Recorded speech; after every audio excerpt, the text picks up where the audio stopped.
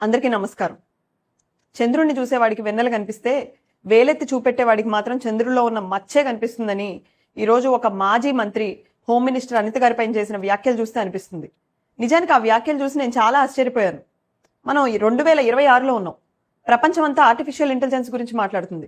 ప్రపంచ దేశాలు మహిళల నాయకత్వానికి ప్రాతినిధ్యం ఇస్తున్నారు.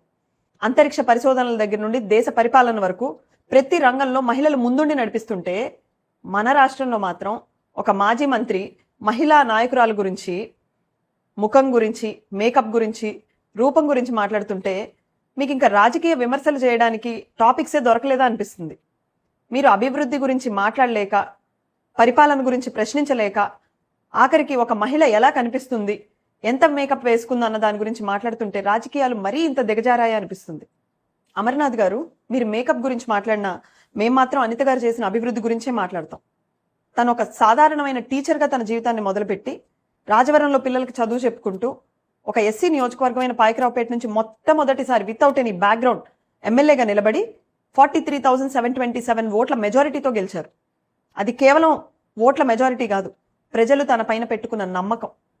ఆ తర్వాత ఓడినా ఒక రాష్ట్ర మహిళా వింగ్ అధ్యక్షురాలిగా మహిళలందరి తరపున తన గళం వినిపిస్తూ, ఒక పాలిట్ బ్యూరో సభ్యురాలిగా ప్రజల గొంతుకై నిలబడుతూ, ఒక సాధారణ టీచర్ స్థాయి నుండి ఈరోజు ఒక రాష్ట్రానికి హోమ్ మినిస్టర్ అయ్యే స్థాయి వరకు ఆ జర్నీని మీరు మేకప్తో కప్పలేరు.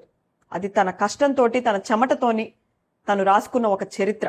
ఈరోజు తొలిసారి మినిస్టర్ అయినా కూడా కేవలం 2 ఏళ్లలో గంజాయి సాగు నిర్మూలన కోసం ఈగల్ టీంని లాంచ్ చేశారు.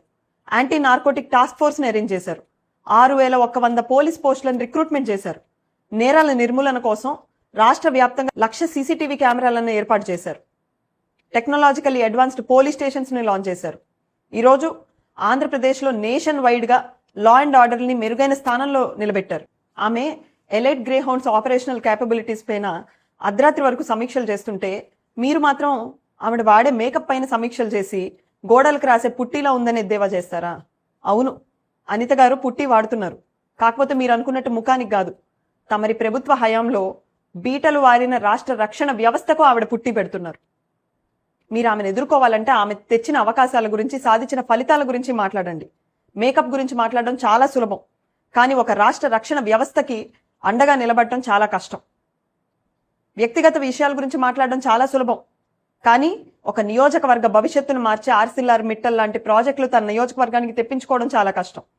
మీరు ఆమె ముఖాన్ని చూశారు, ఆమె బ్రెయిన్ పవర్ని చూడలేకపోయారు కాబట్టే మాజీ మంత్రిగా మిగిలిపోయారు. వారు ఈరోజు ఆంధ్రప్రదేశ్ హోమ్ మినిస్టర్గా నిలబడ్డారు. అమర్నాథ్ గారు, మీరు ఈరోజు అవమానించింది కేవలం అనిత గారిని కాదు, రేపటి రోజున ఉన్నత స్థాయికి వెళ్లాలని కలలు కనే ప్రతి ఆడపిల్లని, ఎండనక వాననక కష్టపడే ప్రతి ఉద్యోగిని.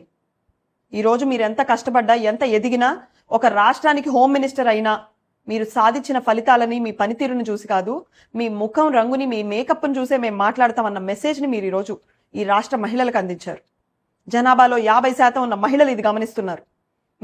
మేము ఎంత కష్టపడ్డా, ఎంత ప్రతిభ ఉన్నా మీరు మేకప్ల గురించి మాట్లాడితే 2029లో వస్తామంటున్నారు కదా, 2029 కాదు, 39, 49, 59, 69 అయినా కూడా ఈ రాష్ట్ర మహిళలు మిమ్మల్ని గెలవనివ్వరన్నది మీరు ఖచ్చితంగా గుర్తుపెట్టుకోవాలి. ఈరోజు అనిత గారిని అంటే మీరు 1 రోజు 2 రోజులు వార్తల్లో ఉంటారు, కానీ ఆమె చేసిన పనులు చరిత్రలో ప్రజలు ఎప్పటికీ గుర్తుపెట్టుకుంటారన్నది మీరు గుర్తుపెట్టుకోండి. వైఎస్ఆర్సీపీ నాయకులు ఇప్పటికైనా తెలుసుకోవాలి, 2024లో మీరు ఓడిపోయింది కేవలం అభివృద్ధి చేయలేదని కాదు, ప్రజలు మీ భాషను, మీ పనితీరుని, మీ మాట తీరుని ఆమోదించలేదన్న విషయం మీరు తెలుసుకోవాలి. అందుకే అభివృద్ధి చేసే వాళ్ళని ప్రజలు అసెంబ్లీకి పంపించి ముఖారవిందాల గురించి, మేకప్ల గురించి మాట్లాడే వాళ్ళని ఇంటికి పంపించారు. మీరు చంద్రుల్లో మచ్చను వెతికితే ప్రజలు వెన్నెలను చూస్తున్నారన్న విషయాన్ని మీరు ఇప్పటికైనా తెలుసుకోవాలని కోరుకుంటూ నమస్కారం.